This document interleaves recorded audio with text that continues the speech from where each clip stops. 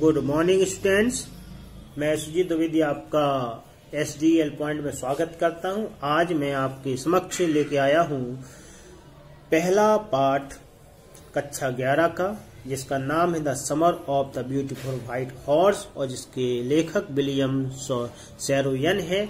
और यह दूसरा पाठ है। एक पाठ में इसका पहले भी आपको उपलब्ध करा चुका हूं। यह पाठ का दूसरा भाग में आपके सामने लेके आ रहा हूं, तो समय बर्बाद न करते हुए हम आगे बढ़ते हैं। No member of the Garoghlanian family could be a thief. कोई भी गरोगलेनियन परिवार का सदस्य चोर नहीं हो सकता।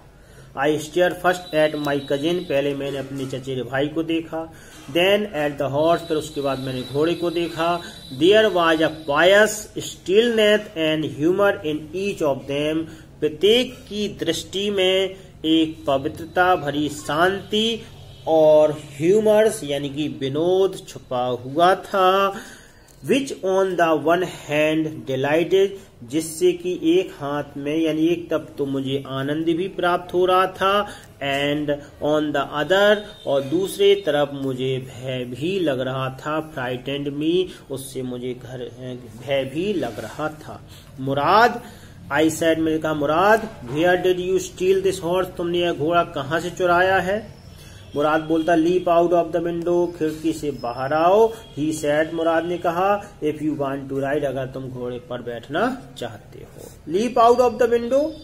इट वॉज ट्रू, यह सत्य था। देन, तब, उस समय यह सत्य था। He had stolen the horse, उसने घोड़े को चुराया है।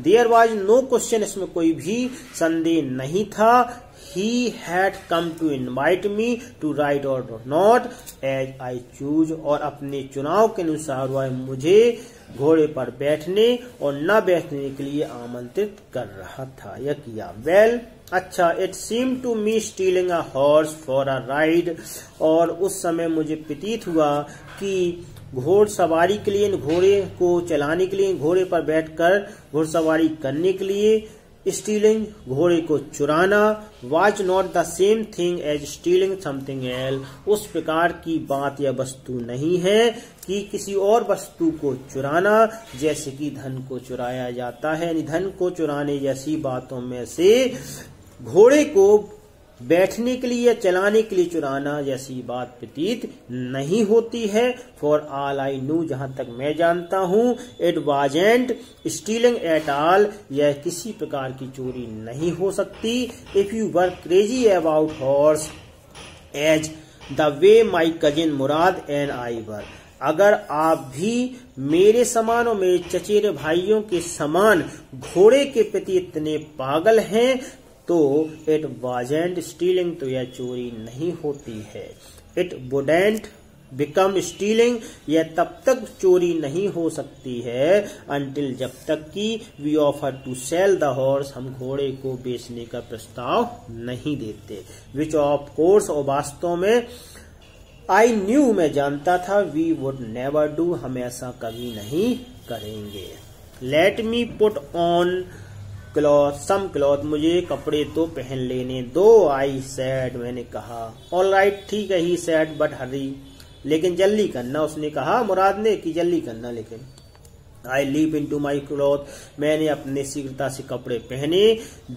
आई jump down to the yard, मैं आंगन पर, फ्रॉम द विंडो, खिड़की से कूदकर मैं आंगन में आ गया, गलियारे में आ गया। And leap up onto the horse, और घोड़े पर, बिहाइंड माई कजिन मुराद, अपने चचेरे भाई मुराद के पीछे घोड़े पर क्या हुआ, बैठ गया। That year we live at the edge of the town, उस वर्ष हम कस्बे के उस किनारे पर रहते थे। ऑन वेलनट एवेन्यू, जो वेलनट एवेन्यू कहलाता था, यानी कि कस्बे के वेलनट एवेन्यू किनारे पर या छोर पर हम लोग रहते थे। बिहाइंड अवर हाउस, हमारे घर के पीछे, वाज द कंट्री, देहात था यानी गांव था। Wine yard,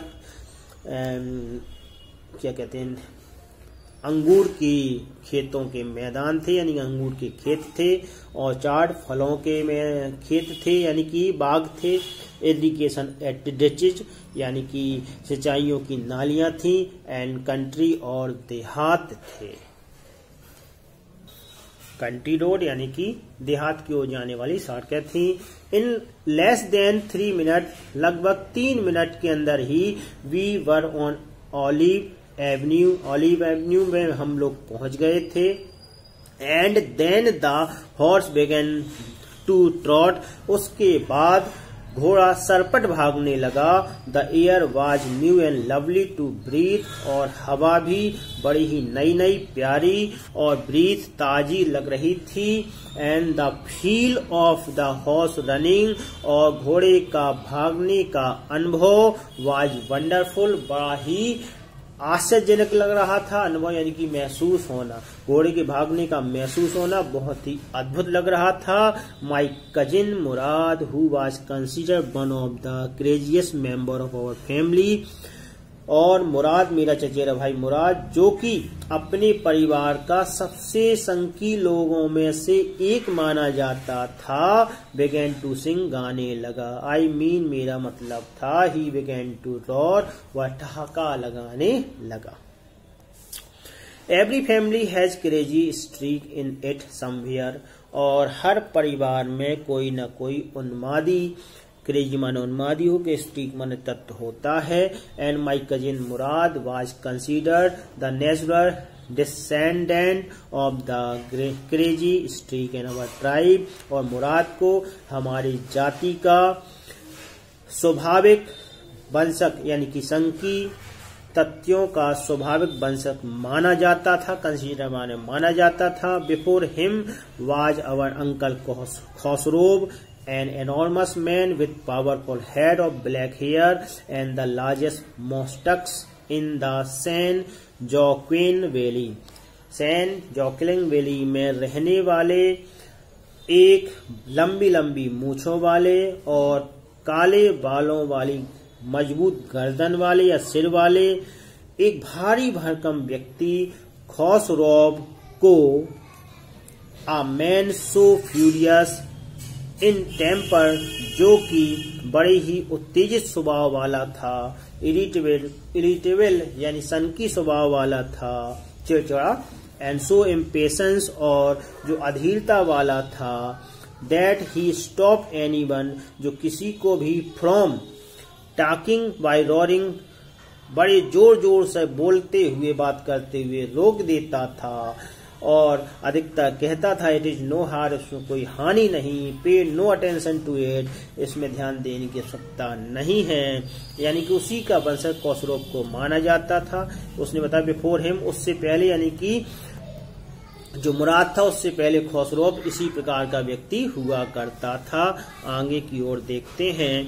that was all no matter what anybody happened to be talking about, उससे कोई फर्क नहीं पड़ता था कि कौन टॉकिंग अबाउट किस बारे में बात कर रहा है। Once it was his own son Arak running 8 block to the barber shop, एक बार उसका लड़का अरक 8 मकानों को छोड़ता हुआ, ब्लॉक यानी को छोड़ता हुआ नाई की दुकान पर पहुंचा। Where his father was having his moustache trimmed to tell him, और जहां उसके पिताजी अपनी मूछों को सेट करा रहे थे, इनकी सही करवा रहे थे या छटवा रहे थे। टू टेल हिम, वह बताने के लिए वहां आया उनका लड़का। Their house was on fire, कि उनके घर में आग लग गई है। This man Khosrove sat on the chair, यह ऐसा व्यक्ति यानी खसरोव जैसा व्यक्ति चेयर पे यानी कुर्सी पर बैठा रहा। एंड रॉड, जोर जोर से बोलता, उन्हें दहाड़ के बोला, इट नो हार, इसमें कोई हानि नहीं है, पे नो अटेंशन टू इट, इसमें ध्यान देने की आवश्यकता नहीं है। द बर्बर सेड, नाई ने कहा, बट द बॉय सेज, लड़का कहता है, your house is on fire, कि तुम्हारे घर में आग लग गई है। सो खसरोव रॉड, खसरोव जोर से बोला, इनफ, बहुत हो गया, इट इज नो हार, इसमें कोई हानि नहीं, ऐसे मैं कहता हूं इसमें कोई हानि नहीं है। माई cousin Murad was considered the natural descendant of this man. इस व्यक्ति का ही स्वाभाविक वंशज मेरे कजिन यानी कि चचेरे भाई मुराद को माना जाता था। आल्दो मुराद फादर वाज जोराब, मुराद के पिताजी का नाम जोराब था। हु वाज प्रैक्टिकल, जो बहुत ही व्यवहारिक व्यक्ति थे। एंड नथिंग एल्स, के अलावा कुछ नहीं। That's how it was in our tribe, ऐसा हमारी जाति में होता रहता है।